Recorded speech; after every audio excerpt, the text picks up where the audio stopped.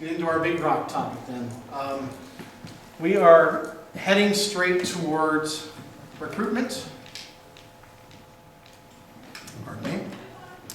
And we're going to go over some of the best practices that we found on how to do this.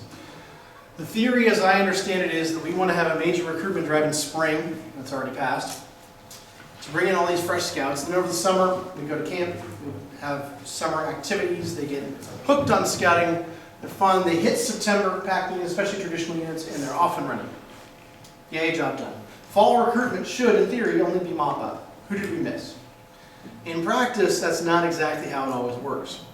If this does work, we get an early look at our dens, we get an early look at our adult leaders. It's great, but as it is, I don't know if anybody had any success in spring. We didn't. It was tough. So fall is kind of where we land. Keys are planning and organization.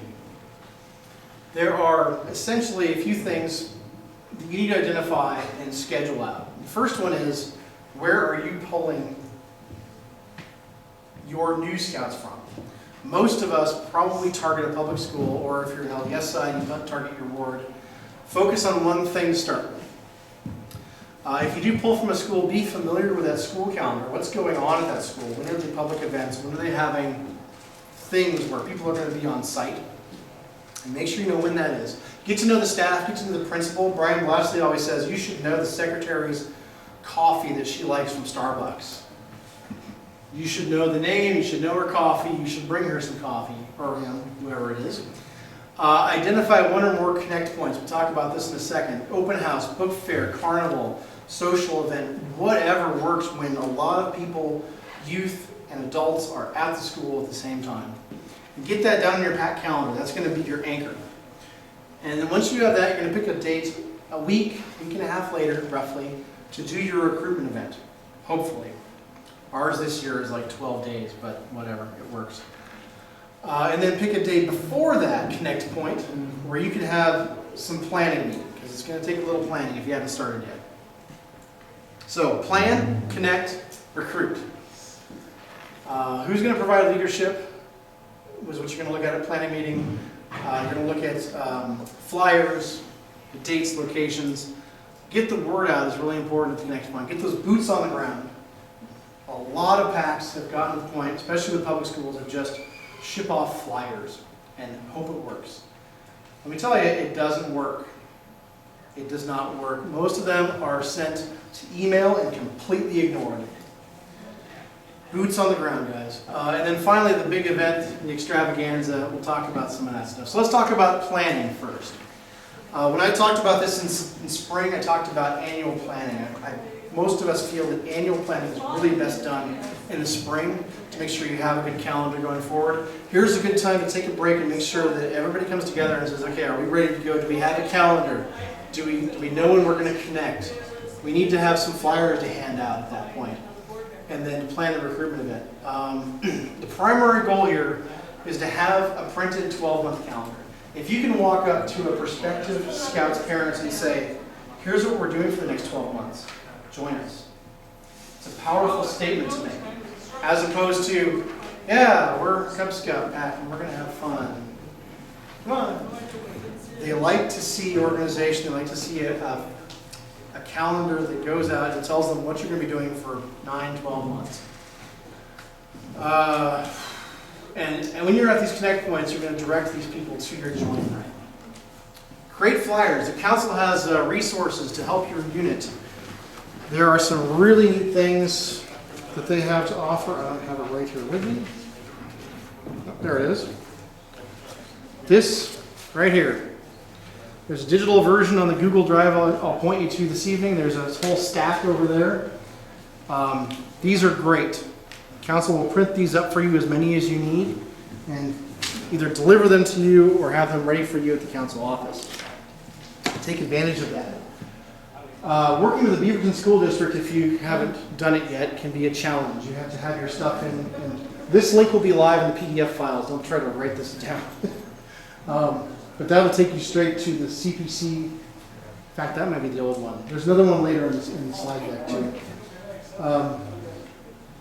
let the council handle it for you. If you fill out this and say, we're targeting XYZ middle school, they'll know when to submit it, how many, the whole bit, and what the deadline is. It's very handy. They also have yard signs available. There's some in the back there if you want to grab the metal brackets in that pile. If you want to take some yard signs home, go ahead at the end of the presentation. They also have posters, they have postcards, they have stickers. I believe it's Kelly McCaig is a fantastic resource. Her name is listed on the website. Give her a call and let her know what you need. She's more than happy to help. One quick question. Go ahead. What's the lead time on help with Beaverton School District? And help with the district? Yeah, like I'm assuming this is to get a flyer into a school newsletter or something like that. Yes. I mean, we're talking 1 month ahead of time, 2 months, 3 months? The Beaverton School District has a very rigorous schedule. Yeah. And it's actually listed on there. There's a thing right here. Yeah. When Kelly does it, she asks for about 7 days notice ahead of time, and that's for when it gets really busy right about this time of year. But she'll be able to tell you, okay, we can get this in there, or there's a problem with the schedule. She has that dialed in. Yeah. But really, the Beaverton District just says you have to have your flyer in by this date, and I believe that came from over there, right? Yeah. Yeah, Brian brought those But in. the newest one is, the most upcoming is September 11th. Yep. Is the final. And I think that the flyers go out like a week later, isn't it? Is that when the flyers go out, when they're due? That's the date to submit your Right. final version for your flyer. So cover usually- sheet for review, and then it says you'll be notified by the 15th. Right. Notified by. And then they're not going to go out But it doesn't say to anything. families 1 month until probably later, should. right? Yeah. So that's the frustrating part, is we're kind of stuck in this loop of, well, school starts late this year, but I want to get my recruitment thing going. That's a good one to refer to, and Brian can help, and it's Kelly that does the flyers. Kelly McCard, yeah. She's fantastic. Give her a call. Her name is listed on the website. Your flyer should always include date, time, and location, when, where, and how. You've got to have that. The people want to know what to expect. Are you having games? Are you having, rock climbing?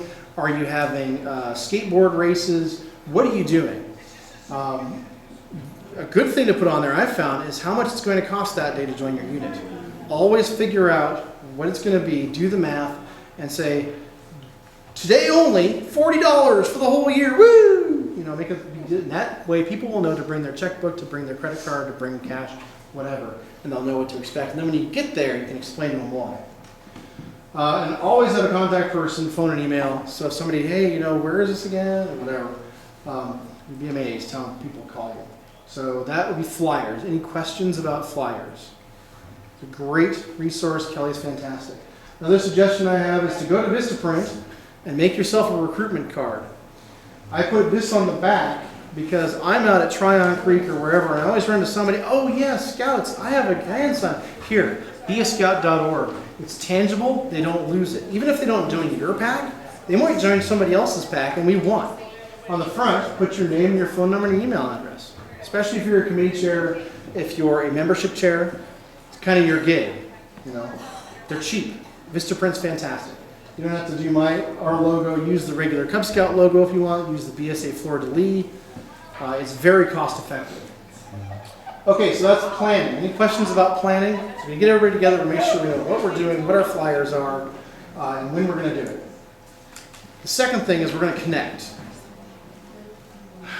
You've got to have a pack presence at one or more of these school events. Like I said, we could do book fair, meet your teacher social. Carnivals are fantastic. If Andrew here, he could tell you about starting a new pack out of simply going to a carnival, a school. Yeah, it works. And the reason it works is because you have youth and adults all in the same place, all at the same time. And all you got to do is show up in uniform with a photo display, maybe some time with derby cars. You can put up your rain gutter regatta if you're outside, if you have that. I'll have a photo in just a second of what we do. And most importantly, enthusiastic adults and scouts. Get your scouts to come in uniform.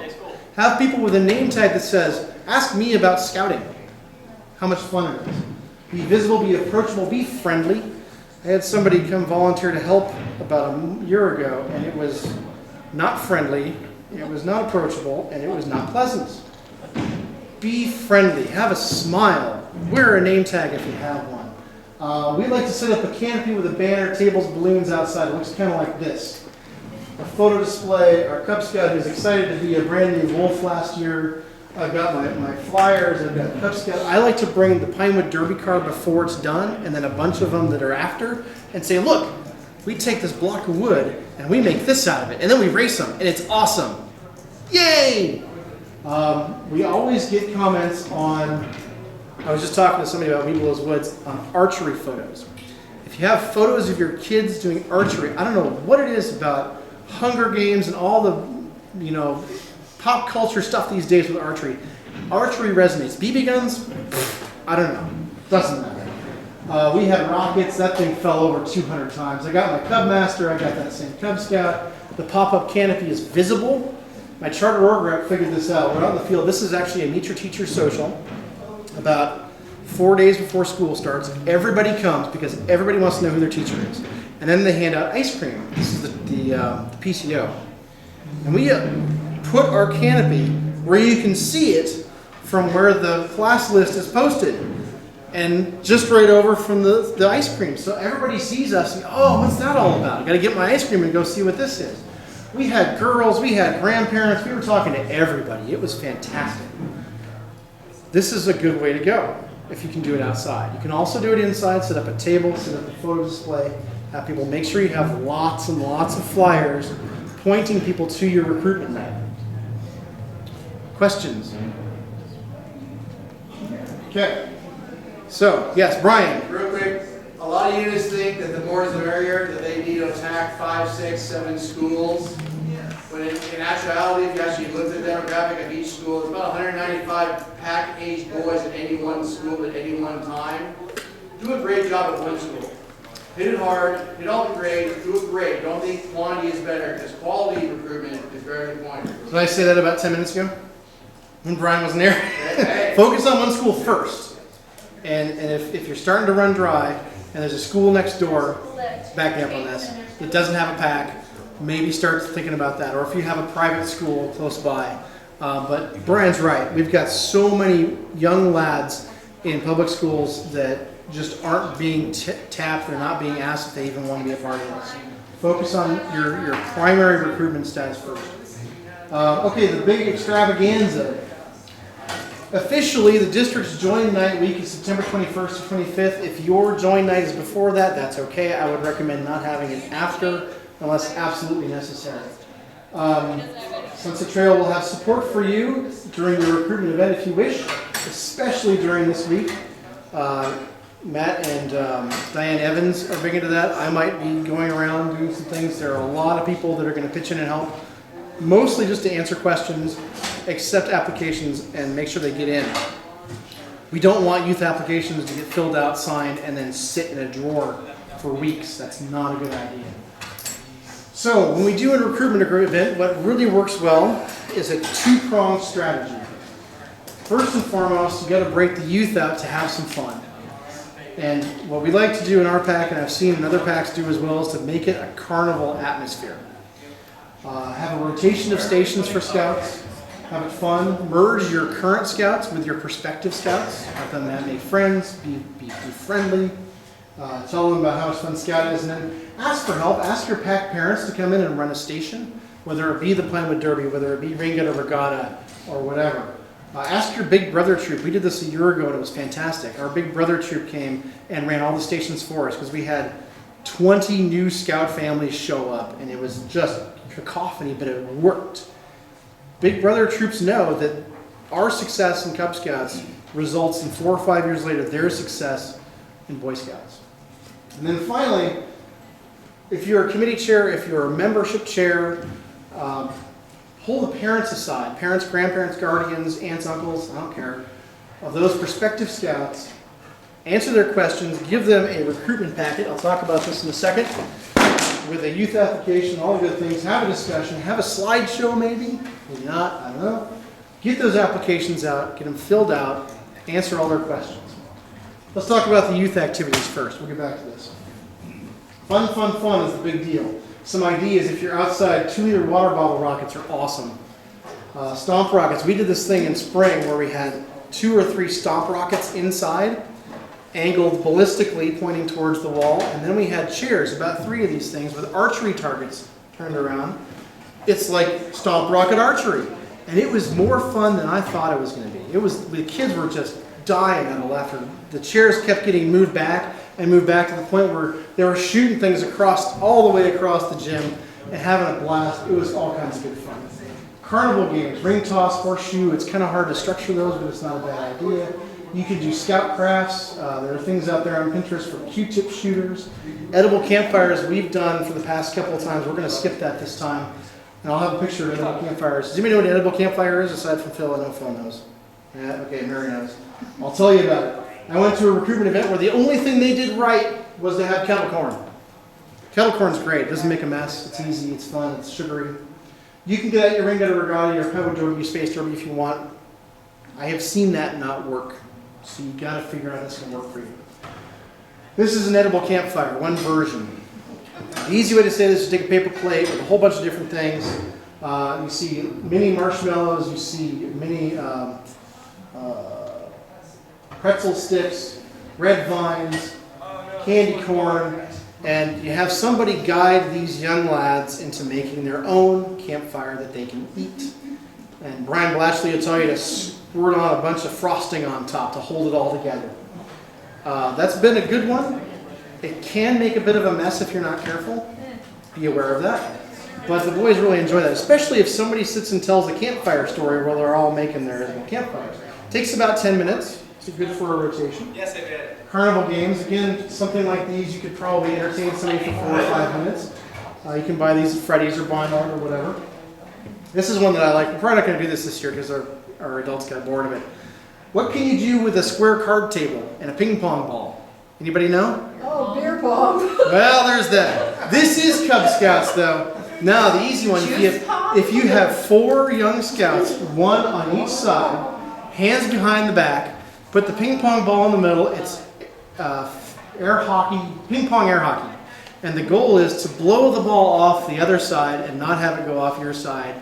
It's golf. If it goes off your side, you get a point. Golf, lowest points wins. It's been relatively successful. It's really easy to set up. It takes about 10 seconds. You gotta have a card table and a ping pong ball. Cheapest thing in the world. Usually you can entertain a gaggle of 4 to 8 scouts for about 5, 6, 7 minutes.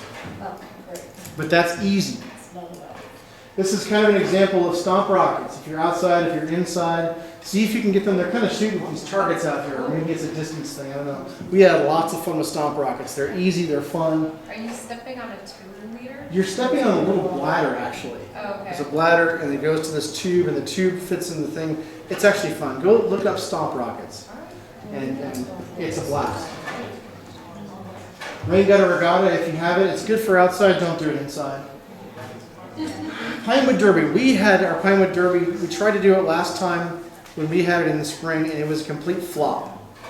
And what happened was we didn't have the full track. We had a mini track, and we didn't have. We just brought an array of Pinewood cars, and for pretty much everybody it was, yay, let's set up the Pinewood Derby car. Woo! Okay, done. 10 seconds of excitement. I've heard it can work. I just don't know how to get it to work. So I can't help you, but if you do you can probably do some kind of a tournament or something, maybe, I don't know. It'd be really great to show recruits how much fun Pinewood Derby is, but it really has more to do with your individual creation and racing it against your friends.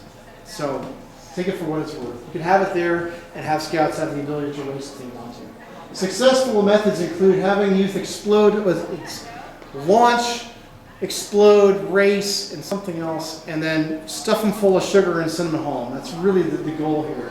Feed the process. I kid you not, a cookie and a rocket and something that explodes, and you've got a new Cub Scout.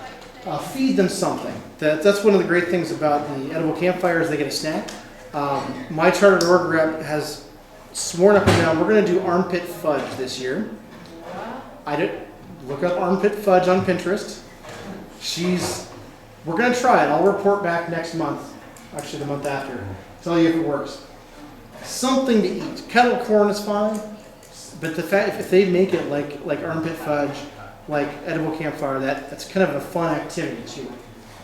Send them home with something, maybe something tangible, a craft. I've heard some people say build a birdhouse. That seems a bit much, but find something. one of the first ones I went to, they had this little foam airplane, and they had this Cub Scouts painting it. And then the paint is wet on the way home, and it gets on everything. So I'd say nothing with glue or paint, in my opinion. What works really well if you have enough people is for the Cub Master to be the hub of the wheel and coordinate the rotation around stations to go where he or she needs to go, and then have the den leaders kind of herd the youth and or run stations. 4 or 5 stations total, 10 minutes each, 40 to 50 minutes. That's really all you need. This should be under an hour. If you go over an hour, something's wrong. Successful methods do not include being late, being disorganized, and using high-pressure sales tactics. Don't be late. The first recruitment event I went to was late, and it was weird, and it was awkward. Be on time, be ready to go. Start, if you say it's at 7 p.m., start at 7 p.m. So that's what's happening on the youth side. Any questions about the youth stuff? Makes sense, right? Have it be fun. You're selling fun to the scouts. Fun, fun, fun. Parents are different. Parents, grandparents, guardians, whatever. They want to hear about the positive experiences that their scout's going to have, what the scouts are going to learn. They want answers to their questions and their concerns. So before you get started, and if you want to introduce your Cub Master, introduce your MC, whoever it is for the night, pull those parents, guardians aside and say, we're going to have a quieter discussion over here, and you can talk about all these things. This is your opportunity not only to sell your pack, but to sell scouting. I made this mistake last time. I forgot to sell scouting. And there are some really good methods for doing that. You could simply talk about positive influences, character building traits. One of the ones that I read about recently was to use adding machine tape, to have it be about 8 feet long and mark it off 0 to 100. And have it be representative of their young boy's lifespan. When you start, pardon me for a second. Sorry guys, a little noisy. You start with this tape by saying this is your expected lifespan of your scout. He's going to live to 100 years old. It's great, fantastic. And you start by saying, well, the first 8 years are in the bag. And you cut that off and let it fall to the floor. Great, so you've got 92 years left with your son. Fantastic. But you're not going to be here for most of that. At some point, you're probably 30 some odd years old, and so you cut it off at about 40. This is what you have left with your son. But, your son is going to leave the house and go to college, join the military, get his own job. So really you have until he's about 18. You cut it off there. This is the time you have left to influence your son and make him into a man that is respectable with good character values and knowledge. But he's not going to keep listening to you after about age 14. So you cut it off there. And this is what you have left.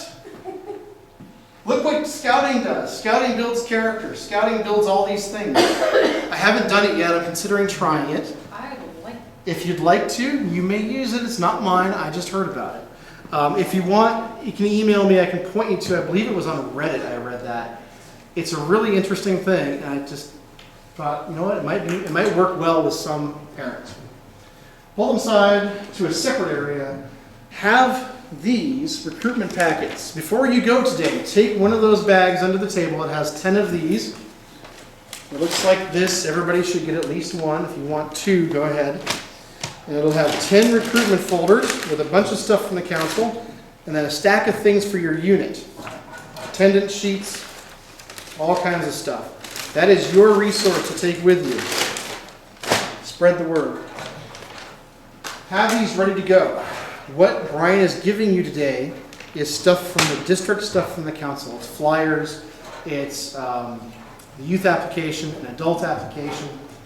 You want to add your own custom material for your pack to the front of that stack. You want to have, and we'll talk about what those things are in just a second. When you go through and talk to these parents, make sure that you keep in mind that very likely about 85 to 90% of these people will know absolutely nothing about scouting. If you get 1 out of 10 people that say, yeah, I was a Boy Scout, woo, you're doing well. Have extra youth applications on hand. It couldn't hurt to have a couple extra adult applications. I don't like to be presumptuous. I like in the first time I see somebody to make sure I get the youth and then to get to know the adult and maybe a few months later say, hey, would you like to join the committee? My opinion. It's always good to have a separate area. About a year ago, we were smushed right next door to the youth things outside, and it was a cacophonous event. It worked, but oh my gosh, my ears were ringing for days.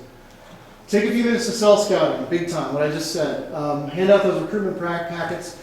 Here's what I'm going to do. I'm going to do right in front of you what I like to do. Okay, take out your folder. First thing you'll see, look at that, welcome to scouting. That's my new parents guide. If you'd like this, there's a stack right there. Take it home with you. So I'm going to tell new parents, okay, take up that new parents guide and the calendar and peel that off and set that aside to your left. Put that over here.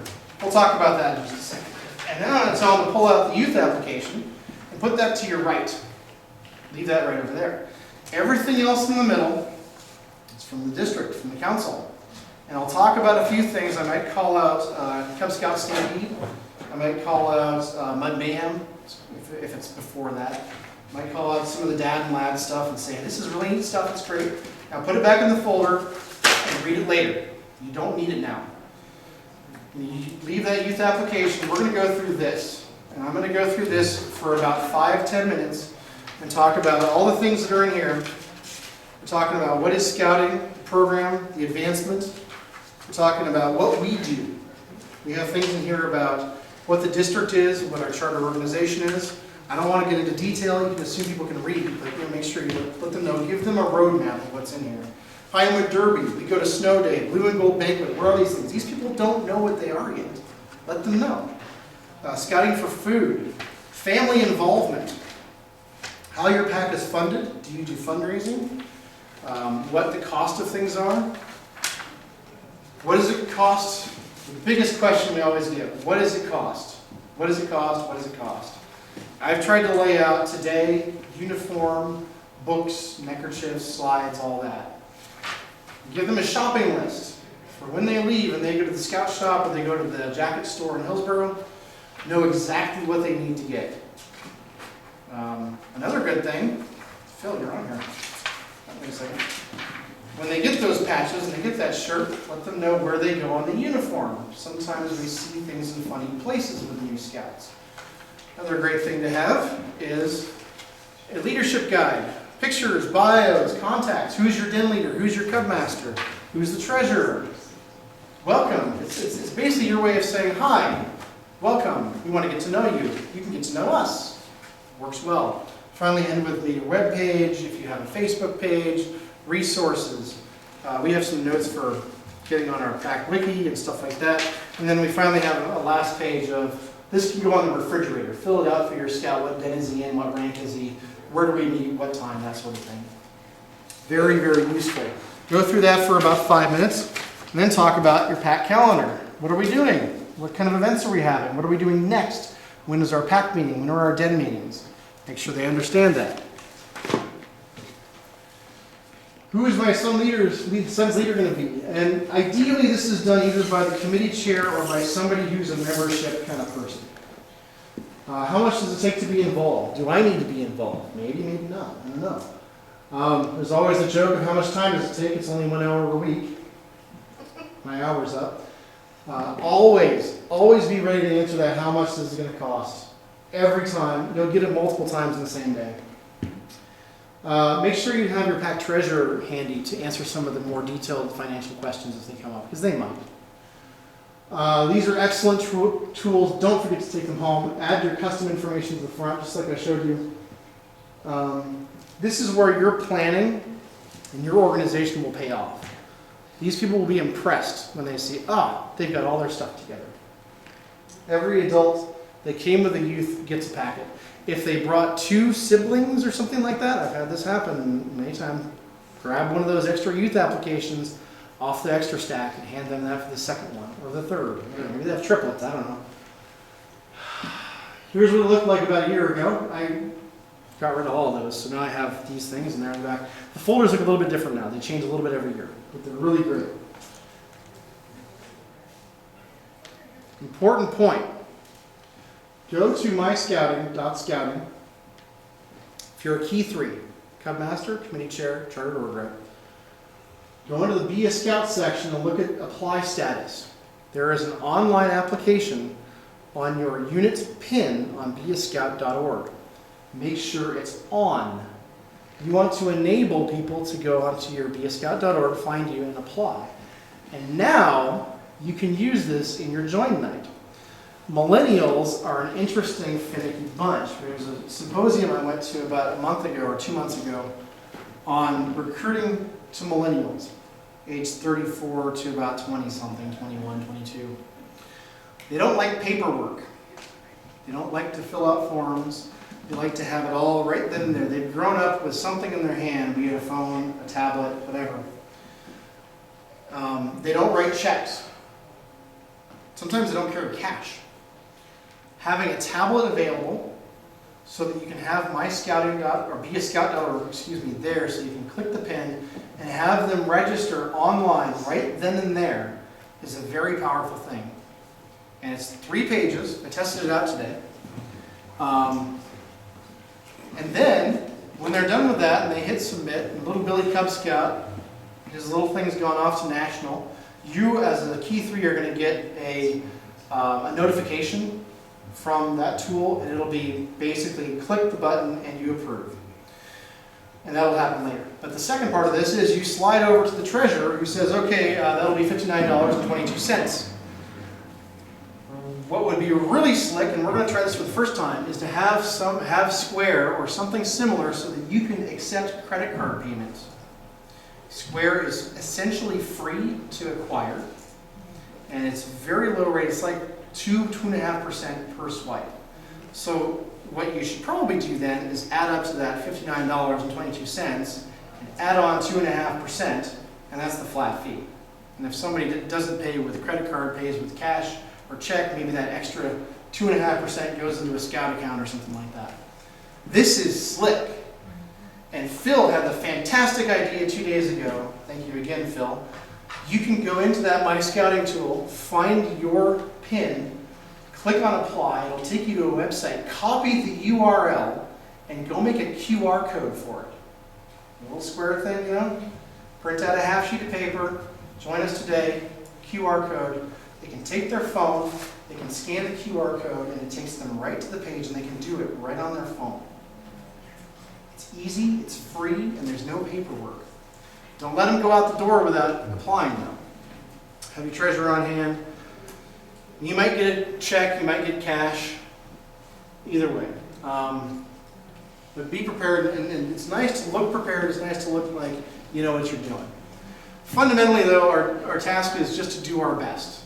To have something fun, to have something exciting for our youth, and this area. And really what you're trying to do is put on something so exciting and so amazing that no elementary age boy in his right mind would not want to join your pack. That's the goal.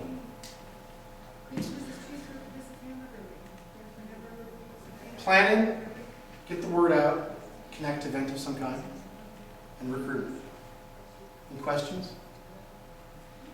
Comments? Thoughts? There are a whole series of resources available to you. National Council has marketing slides, images, all kinds of good stuff.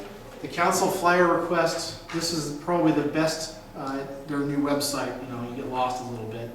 This right there has Kelly's email address and phone number, the PDF file for that flyer request form, and a whole bunch of other stuff.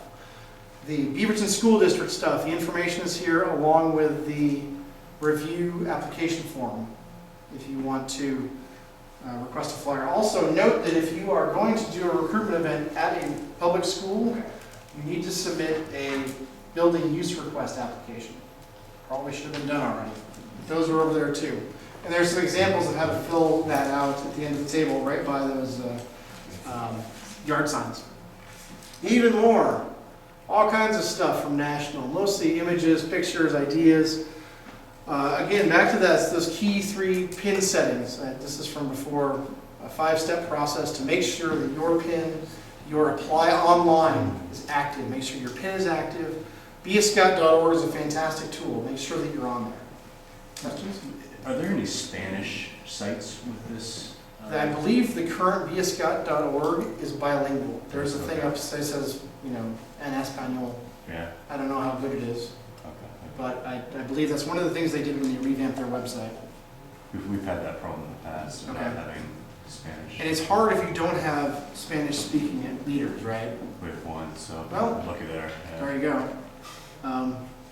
Do your best, Yeah. right?